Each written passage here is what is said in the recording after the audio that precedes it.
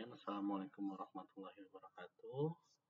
Izinkan perkenalkan saya Gilang Pratama, mahasiswa Unindra dengan NPM 201143579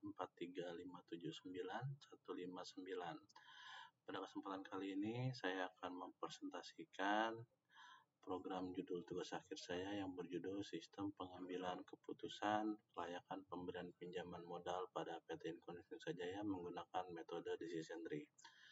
Oke, langsung saja kita ke programnya. Nah, untuk pertama kita sudah berada di halaman login. Untuk login ini kita login dengan menggunakan admin. Dan untuk kali ini kita sudah berada di menu utama pada program ini.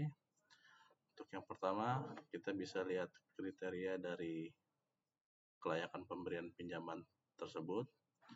Di sini kita ada 5 kriteria. Yang pertama yaitu status pekerjaan, yang kedua status pernikahan, yang ketiga itu gaji, yang keempat itu nilai pinjaman, dan yang kelima itu tenor. Dan berikut untuk subkriteria dari kriteria yang tadi saya sampaikan. Kemudian kita masuk ke menu pengajuan. Nah, di sini kita simulasikan ada karyawan yang ingin mengajukan pinjaman. Untuk langkah pertama kita lakukan yaitu tambah data. Itu kita masukkan nama karyawan tersebut. Semisal di sini kita masukkan nama Wisnu. Untuk status pekerjaannya yaitu dia tetap. Dan untuk status pernikahannya itu dia sudah menikah. Dan untuk gaji pokoknya sendiri dia itu ada di angka 6 juta. Dan untuk nomor teleponnya kita isi juga sembarang aja. Untuk nilai pinjamannya kita masukkan di angka 3 juta. Dan untuk tenornya itu kita bikin 2 bulan. Alamatnya ada di Jalan Sawo. Oke, kemudian setelah kita masukkan data karyawan yang ingin mengajukan pinjaman, kita simpan data tersebut. Lalu kita kembali ke menu utama. Kemudian kita nilai untuk pengajuan dari karyawan tersebut.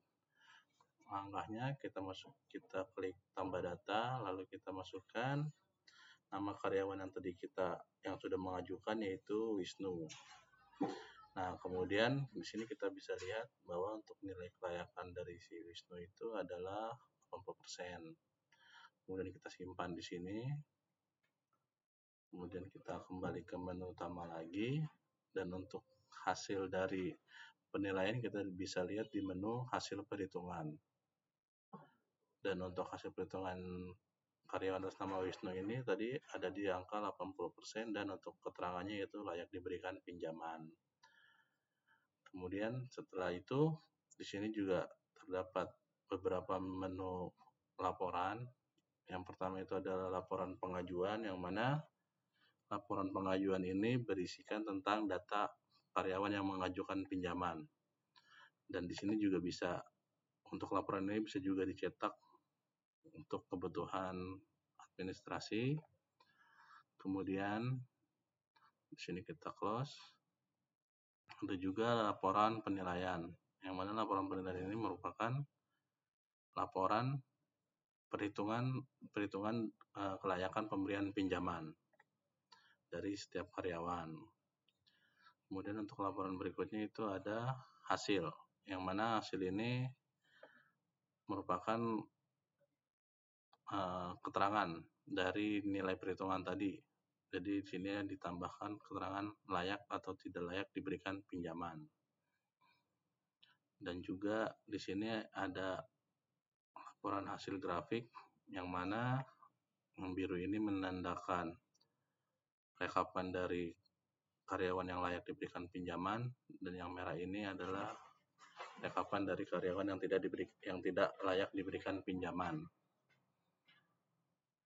Kemudian kita kembali lagi ke menu utama. Di sini juga kita bisa lihat grafik lingkaran dari jumlah karyawan yang mengajukan dan perbandingan antara karyawan yang layak diberikan pinjaman dan tidak layak diberikan pinjaman. Mungkin untuk presentasi yang saya berikan itu saja, dan terakhir mungkin kita ada menu logout, dan mungkin untuk presentasi yang saya berikan sampai di situ. Kurang lebihnya saya mohon maaf. Bila taufiq wal hidayah. Wassalamualaikum warahmatullahi wabarakatuh.